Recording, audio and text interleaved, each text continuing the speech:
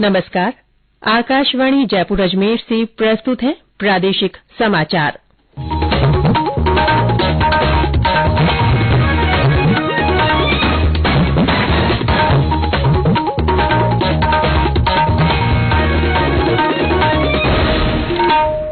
मुख्य समाचार। प्रधानमंत्री नरेंद्र मोदी आज आकाशवाणी से मन की बात कार्यक्रम में अपने विचार साझा करेंगे। केंद्र सरकार ने आम बजट 2023-2024 के लिए लोगों के सुझाव और विचार आमंत्रित किए। सुझाव भेजने की अंतिम तारीख 10 दिसंबर। प्रदेश में कई स्थानों पर शीतलहर चलने से सर्दी का असर हुआ और तेज। माउंट आबू में तापमान 1 डिग्री सेल्सियस पर पहुंचा। और नई दिल्ली में चल रहे अंतर्राष्ट्रीय व्यापार मेले में राजस्थानी जूतियां और परंपरागत मोजड़ियां आगंतुकों के आकर्षण का केंद्र बनी।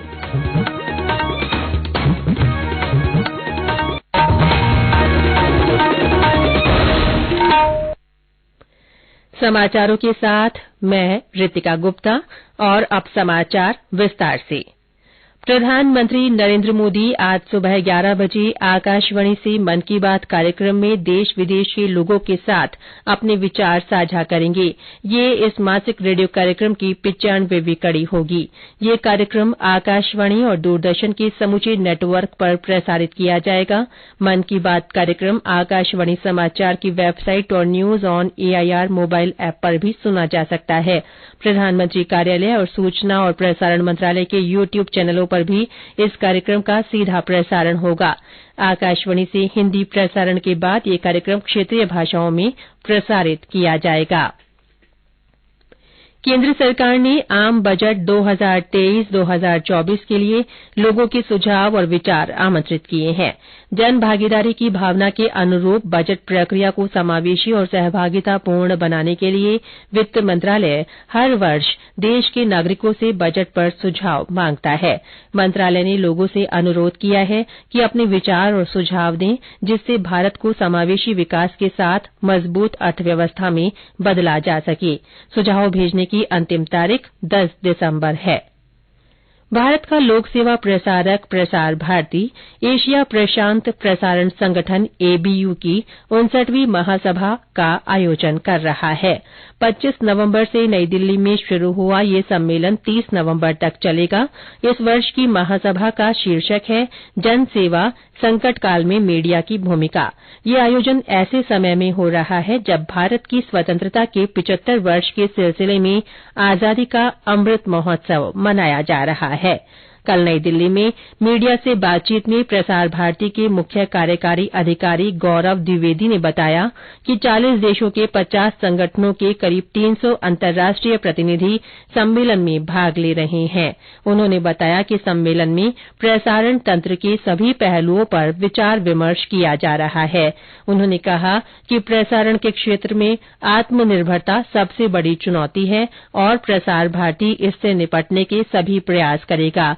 श्री द्विवेदी ने कहा कि आकाशवाणी और दूरदर्शन समाचार के सबसे विश्वसनीय माध्यम है। इस अवसर पर एबीयू के अध्यक्ष मागा साकी सतरू ने कहा कि विविधतापूर्ण सदस्यता ही उनके संगठन की सबसे बड़ी ताकत है। ये सम्मेलन प्रसारण क्षेत्र में अपनी तरह का पहला सम्मेलन है जो कोविड महामारी के बाद प्रतिभागियों की भौतिक उपस्थिति के साथ हो रहा है।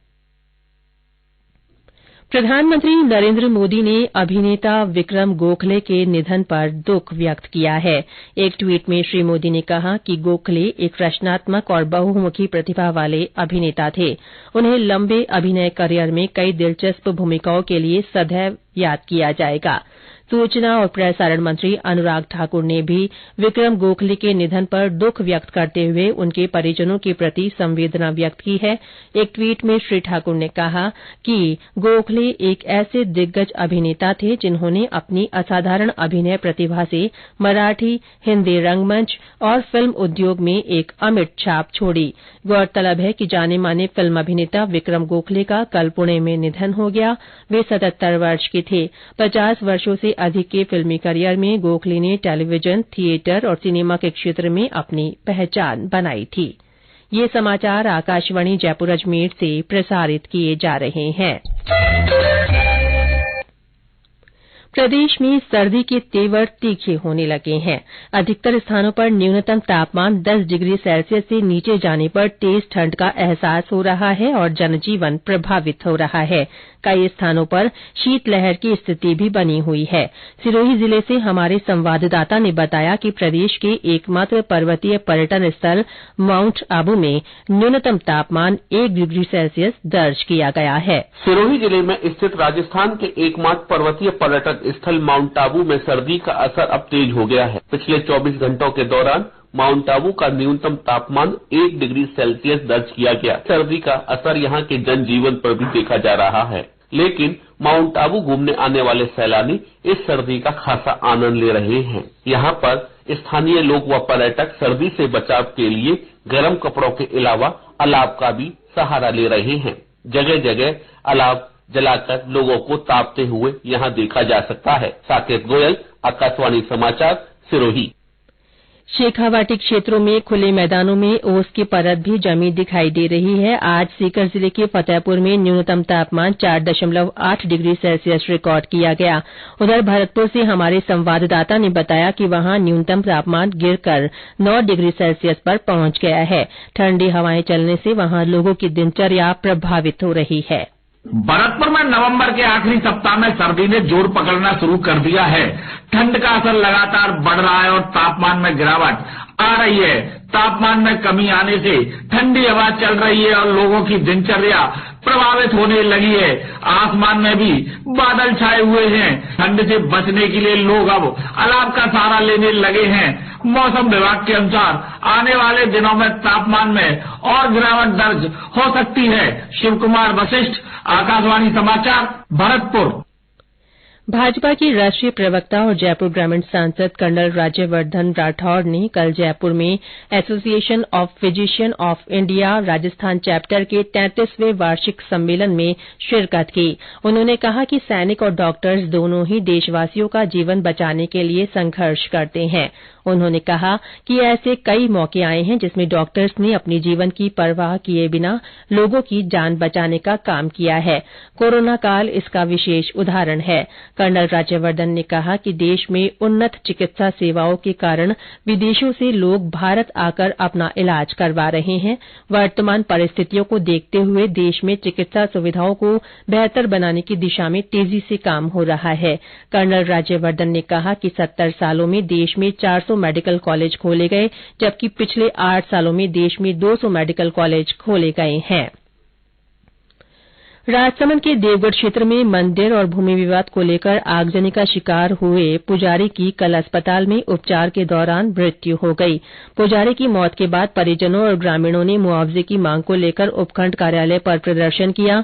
इसके बाद देवगढ़ एसडीएम कार्यालय में देर रात पुजारी के परिवार और प्रशासनिक अधिकारियों के बीच वार्ता हुई।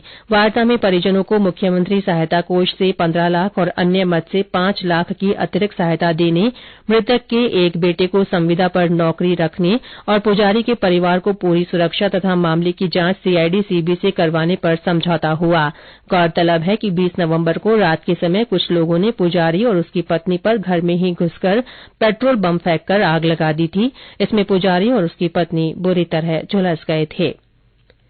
नई दिल्ली के प्रगति मैदान में चल रहे अंतर्राष्ट्रीय व्यापार मेले में राजस्थान पवेलियन में राजस्थानी जूतियों और परंपरागत मोजड़ियों को आगंतुकों द्वारा काफी पसंद किया जा रहा है।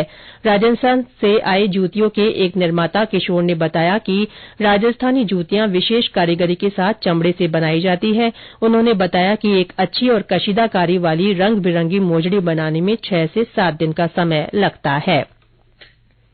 राष्ट्रीय कैडेट कोर एनसीसी आज अपना स्थापना दिवस मना रहा है। इसी सिलसिले में रक्षा सचिव गिरिधर अरमानी ने कल नई दिल्ली स्थित राष्ट्रीय युद्ध स्मारक पर पूरे एनसीसी समुदाय की तरफ से बलिदानी शूरवीरों को श्रद्धांजलि अर्पित की।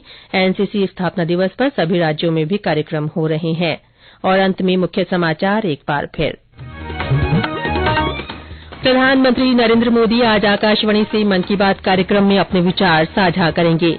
केंद्र सरकार ने आम बजट 2023-2024 के लिए लोगों के सुझाव और विचार आमंत्रित किए हैं। सुझाव भेजने की अंतिम तारीख 10 दिसंबर है।